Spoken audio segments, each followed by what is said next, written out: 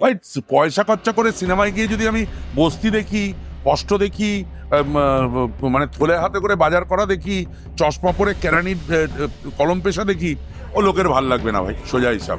অনেকদিন পরে কমার্শিয়াল এসছে, আবার ঝড় উঠেছে, কমার্শিয়াল করো ঝড় উঠবে, আগামী দিনেও কমার্শিয়াল করবে ঝড় উঠবে। ডাকেনি, বাড়িতে চুপচাপ পড়ে দেখি। আমি একজন অভিনেতা, আমি তো অভিনয় করতে এসেছি, অভিনয় করে আমার সংসার চলে, আমি তো অন্য কিছু করি না, দোকান নেই আমার, বাজারে আলু পটল নিয়ে বসি না, তো অভিনয় করেই খাই। তো সেখানে আমাকে নেয়নি, আমি কি করতে পারি? বাট ডিরেক্টররা সেই সাহস দেখাতে পারেনি। তো ডিরেক্টরদের সেই সাহসটা দেখানো উচিত, যদি সে নিজেকে মনে করে বিরাট অনুডেট, যে যেই জনারের সাকসেস তাকে নিয়ে সেটা করে তুমি কি ডিরেকশনের কি করলে? যে যে জনারের নয় তাকে সেই জনারে নিয়ে গিয়ে এক্সপেরিমেন্ট করে সাকসেস করিয়ে দেখাও, তবে তো তুমি ডিরেক্টর। এটা অনেকদিন আগেই হওয়া উচিত ছিল। এটা আমাদের যারা কমার্শিয়াল ডিরেক্টর, বহু কমার্শিয়াল ডিরেক্টর যারা প্রচুর সুপারহিট দিয়ে গেছে, বাংলা সিনেমা একটা ভয়ঙ্কর জায়গায় নিয়ে গেছিল, স্বর্ণযুগ ছিল, সেখান থেকে হঠাৎ কোথা থেকে কি বলবো জীবন ভিত্তিক ছবি এলো। ভাই বাংলা সিনেমা লোকে পয়সা খরচা করে দেখবে, আনন্দ করবে, হই হই করবে, চলে যাবে। এই আমাদের সুপারহিট ছবি দিয়েছে রাজীব, খুঁজে পাওয়া যায় না, অনেক দিন হয়ে গেল, নো কমার্শিয়াল।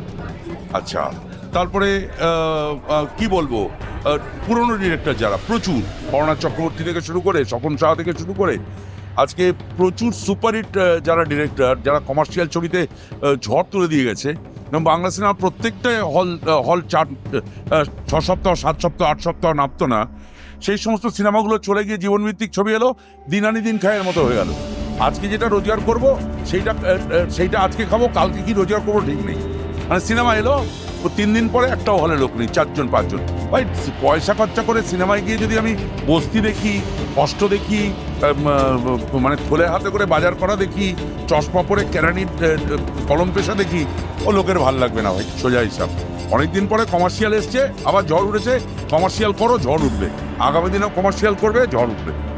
মারাত্মক, যেখানে গেছি দর্শক উপচে পড়েছে, পাগলের মতো দর্শক দৌড়েছে, মানে হাজার হাজার দর্শক। আমরা শিলিগুড়িতে প্রায় 40,000 লোক পেয়েছি সামনে, তারপরে রায়গঞ্জে প্রায় 25-30 হাজার পেয়েছি, মধ্যমগ্রাম হেনাতানা যেখানে গেছি সেখানেই প্রচুর হাজার হাজার লোক সমাগম, লোকের শেষ নেই। মালদা, মানে ভাবা যায় না লোকের, দর্শকের ভালোবাসা, এবং সেটা দেখা যাচ্ছে এখন।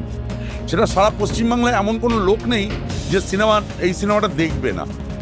10-12 কোটি লোক, 10-12 কোটি লোকই দেখবে, এবং আগামী দিনেও এই রেকর্ড একমাত্র দেবী ভাঙবে, সোজা হিসাব।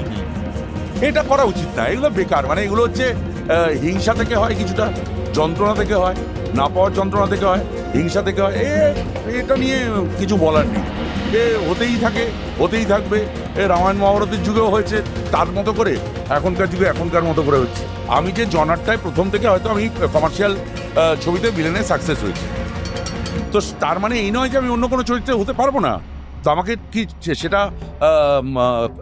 দেখা হয়েছে, আমাকে নিয়ে কোনো পরীক্ষা নিরীক্ষা হয়েছে, তো আমাকে নিয়ে তো এক্সপেরিমেন্ট করা উচিত, যে কোনো অন্য চরিত্র দিয়ে এক্সপেরিমেন্ট আমি পারছি কি না।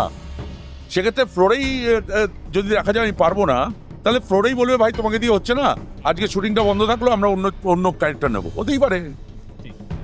সে তো অন্য জনারে তোমাকে ট্রাই করা হয়নি, ডিরেক্টররা সেই সাহস দেখাতে পারেনি। তো ডিরেক্টরদের সেই সাহসটা দেখানো উচিত, যদি সে নিজেকে মনে করে বিরাট অনুডেট, যে যেই জনারের সাকসেস তাকে নিয়ে সেটা করে তুমি কি ডিরেকশনের কি করলে? যে যে জনারের নয় তাকে সেই জনারে নিয়ে গিয়ে এক্সপেরিমেন্ট করে সাকসেস করিয়ে দেখাও, তবে তো তুমি ডিরেক্টর।